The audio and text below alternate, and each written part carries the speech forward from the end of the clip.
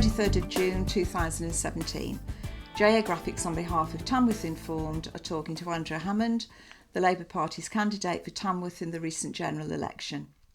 Firstly, congratulations, Andrew, on your recent campaign. Thank you.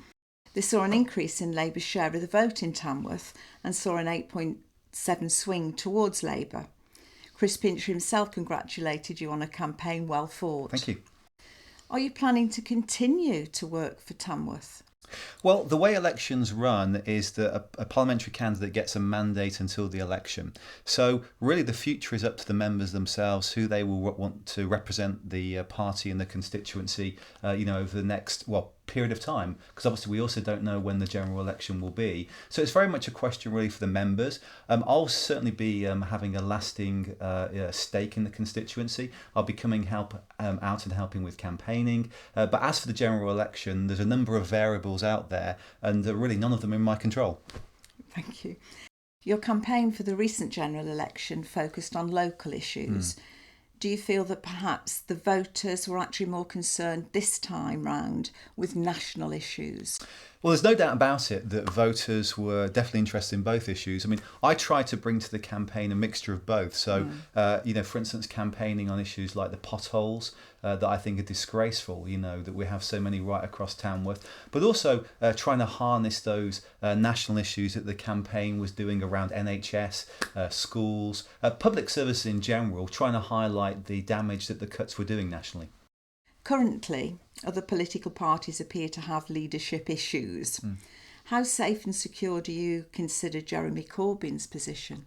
That's a great question. I think Jeremy has really come out of the campaign as the star amongst the candidates.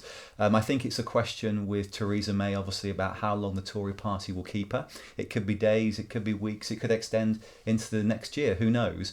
Obviously, the Liberal Democrat leader has gone.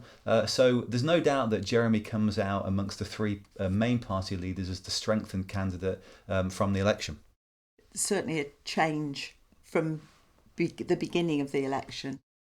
Absolutely. I mean, this election has been a remarkable one in many different ways. But when I was chosen as the candidate in early May, it was remarkable. Certainly, if one believed the polls, the Tory party had a big lead. I think some polls were saying a 20 percentage point lead. And the story of the campaign was really obviously the way the Labour Party took the arguments to the Conservatives, and we ended up seeing that shrink right down and the Tories losing their overall majority. Should a political leader's strongly held personal belief affect their position when it differs from party policy? I think it depends what the issue is, would be my answer to that. I mean, we've seen Tim Farron come out, for instance, in the last few days and say that he felt being a Christian made it difficult for him to lead a progressive democratic party. Clearly, he will have had issues, and he's flagged those, what those have been over the last few months. I think the bigger issue there, though, with him was that the Liberal Democrats really didn't do that well. So I think that while he said one thing was the issue, the truth was actually the Liberal Democrats only increased their seats by a handful and really would have expected them much better at the election. And how are Jeremy Corbyn's personally held beliefs and viewpoints, how are they going to take him forward now? Well, I mean, Jeremy does have strongly held beliefs. And I think that, for instance, if you look at the nuclear issue, whether we'll renew Trident, he does have a different issue to the party. And I think what came through there during the election campaign was that the party manifesto reflects the position of the party.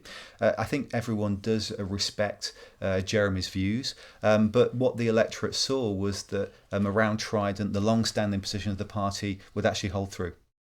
How do you see the Labour Party actually building now on its recent campaign slogan, for the many? It's a great question, and I think that the Labour Party now faces a really exciting time. We obviously increased our number of MPs. We increased our vote. I think it was, in that respect, one of the best election results since the landslides of the Tony Blair era. So something really positive to build on there. And what I love is the way now Jeremy Corbyn is positioning Labour, not just as a party of opposition, of strengthened opposition, but a party of government in waiting. I think it's an exciting time for Labour, and I do think that with the Tory party imploding, the Labour Party does stand now a very real chance of becoming the next government.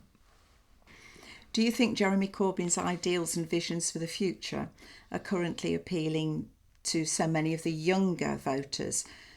And how will he now be able to convince the more experienced voter?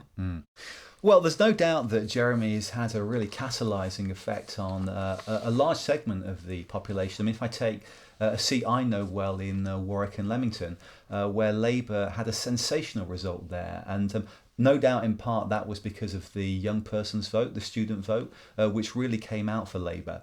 So I do think that he's obviously reached elements of the electorate that other politicians have failed to do so, that were disenchanted, feeling disenfranchised sometimes with the electoral process. And the key now is to build on that. You know, he has support right across various demographics, and we now need to reach out to those next 60, 70 seats, you know, across the UK, which we can build a parliamentary majority at the next election.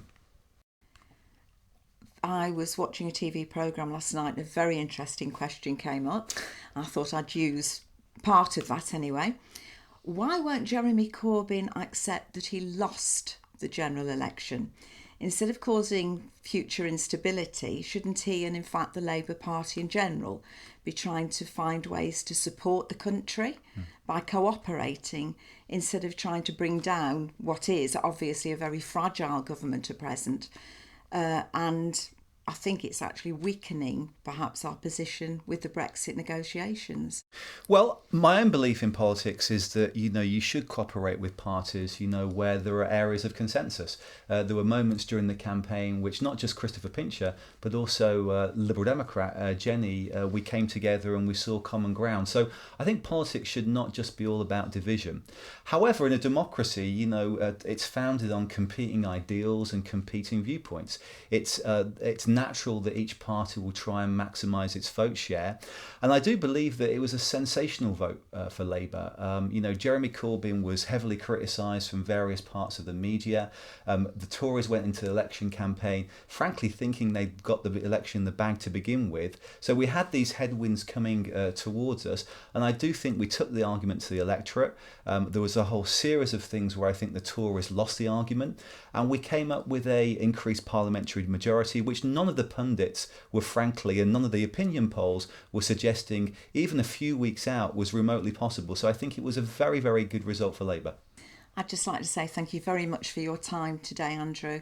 It's been a pleasure talking to you, and I hope we meet again in the future. I hope so too. Tamworth Informed does great work, and it's been great to see all that you do during the last few weeks of the campaign. So thank you for all you do too. JAGraphics for Tamworth Informed.